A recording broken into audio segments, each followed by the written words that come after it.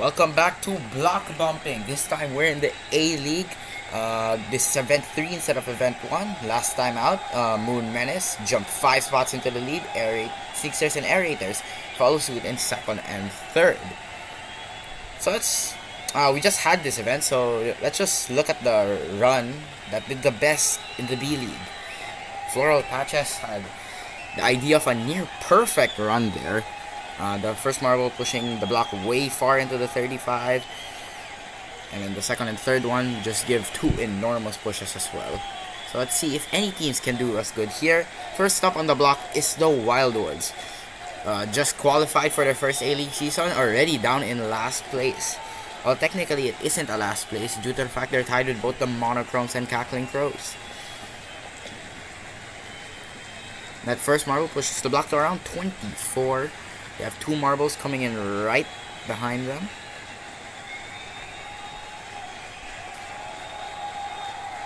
At the end of the day, that run comes to a 32.52. So they're in provisional first, but obviously there's still 15 more runs to go. So there's a lot of opportunities to still fall out of first. Especially with Monochromes coming out now, Season 1 champions. In 15th place in the championship. Not good for them. So they will want to recover. That first marble pushing it higher than the Wildwood scored. That's around 27. The other marbles come through.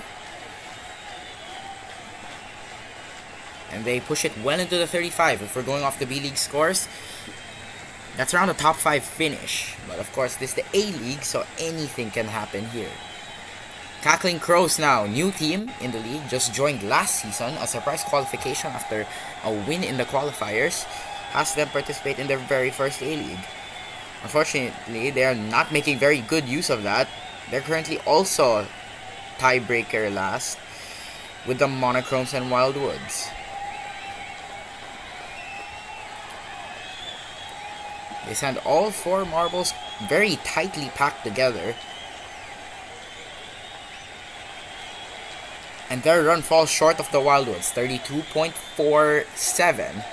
Slots them in 3rd place, which means they're guaranteed to lose the tiebreaker to both the Monochromes and Wildwoods. Circuit Breakers now, a team that's 7 points above the 3 tiebreaker last. Conundrum that's happening below them. Circuit Breakers took a break from the A-League. They qualified for seasons 1 and 2. Did not qualify last season. Won the B-League in that season actually. And now are back in the A-League for redemption.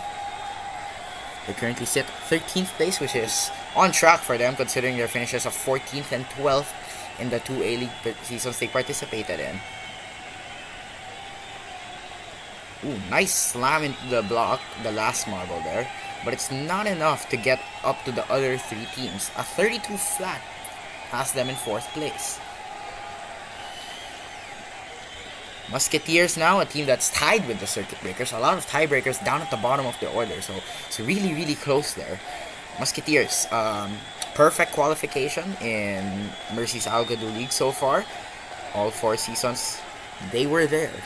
Fortunately, they did not do anything. They don't have any overall finish, podium finishes, and only have 1 top half finish. They currently sit in 12th in the standings. And it's all gone wrong for them here. What happened to the Musketeers there? They have a 27.69. They barely missed the 27.7 mark. They're way behind the other 4 teams. Atomics now. They qualified for their first A-League season last season in Season 3. Did not make good use of that. Incredibly mediocre results there, including here as well. Currently sit 11th in the standings, just in front of the other 6 teams. A bit of a blockade happening in the gate there. 1 marble stalling, perhaps to wait for their other teammates so that they could all push the block together, which they are doing now. The block slows down, and where do they end up? 33.17. That actually launches them into 2nd place. Good job for the Atomics there. They're immediately followed up by Blizzards in run 7. They currently sit 10th in the standings. Blizzards, very inconsistent team. overall finishes and in event finishes as well. Known for getting a lot of medals.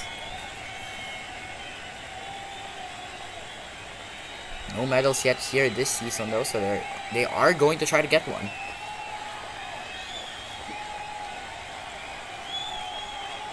All of them come down and push the block. That's actually past the Atomic score if I recall correctly. Yes, exactly. 0.4 in front of the Atomics. The Blizzards come up to second place. Radiant Fever, third placers last season. A very surprise finish for them considering their finishes of 13th and 9th. No, not 13th. Whatever. We are bottom half finishes before then. They're currently bottom half here in 9th place. Radiant Fever.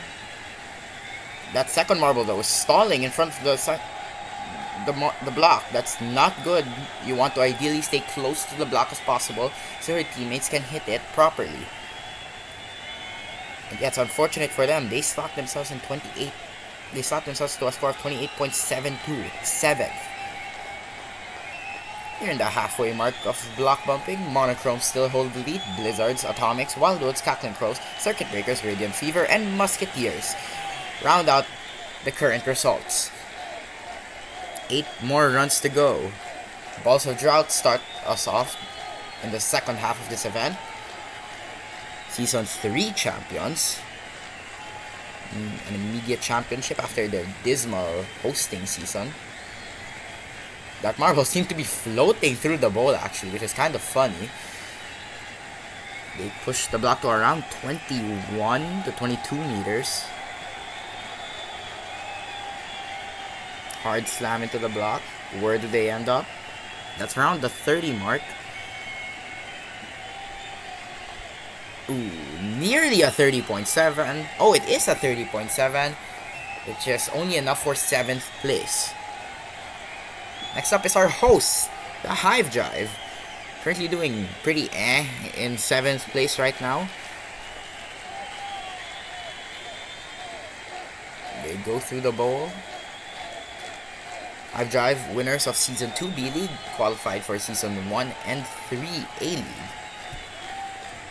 They also won this event last season, so they're trying to mess up the standings up top, but it looks like they're not going to do anything about that. They missed the Balls of Drought score, but that's a 29.43 actually. 8th place. Team Seawater now Season 2 champions there. They have the season with the highest point total in this competition's history. Currently doing okay with their silver medal last event. They jumped 10 spots into 6th place. So hoping to continue to climb up that order to get better results to go along with their championship. But they're not doing anything here. I believe they also missed the Hive Drive score, which continued the slow tumble of runs, 29.06. The runs are starting to fall down again.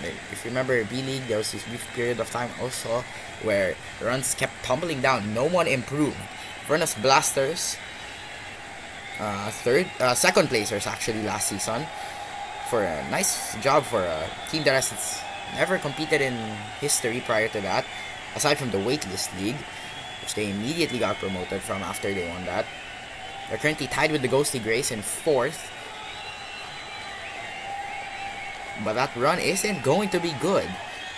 It's a 28.72. 11th. They continue the slow tumble of runs down the order. Ghostly Grace, what can they do now? They're currently tied with the Furnace Blasters with a 3rd and 8th place finish. They were 2nd placers in Season 2.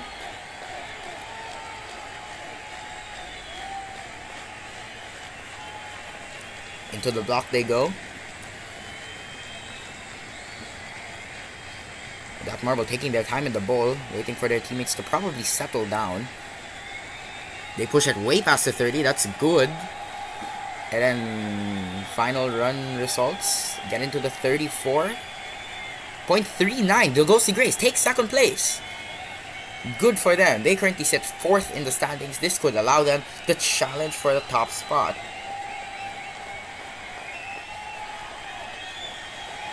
Ooh, aerators. Uh, the marble instantly goes down there. Other marble follows. Aerators, first ever gold medal this season. Good job for a team that has never qualified for the A-League. That marble slows though to get to the block. And that cost them. That third marble looking to be very fast there. Unfortunately blocked by that second marble. 30.44. 9th place for the aerators. Pretty middling of the pack. Sneaksters now. A team that has just qualified for their first A-League season since Season 1. They currently sit second in the standings, which is pretty good for them after they got second last B-League season.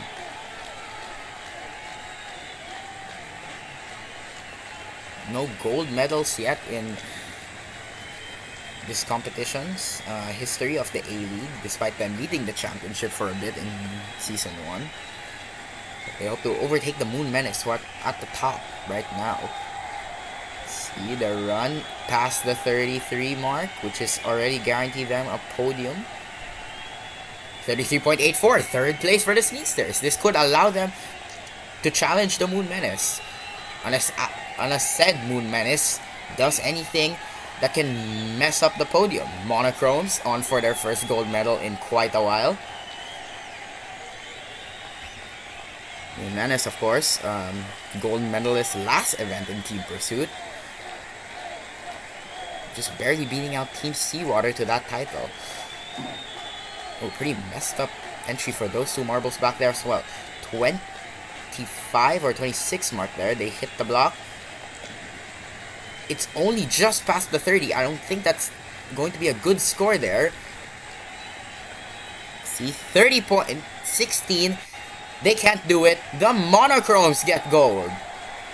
Their first gold medal since Season 2.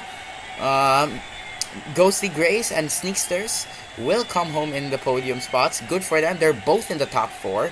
Team Seawater, Radiant Fever, Furnace Blasters, and Musketeers are our bottom 4 this event. Congratulations once again to the Sneaksters, Ghostly Grace, and Monochromes for getting on the podium in this event. So let's look at the current standings. The Sneaksters take the lead for the first time since Season 1. Ghostly Grace jumped 2 spots up to second. Moon Menace dropped to third. Aerators in 4th. Monochromes jumped 10 into 5th. Wildwoods, Cackling Crows, and Musketeers are our current bottom 3. Thanks for watching, and see you in the next event, Funnel Endurance for the A-League.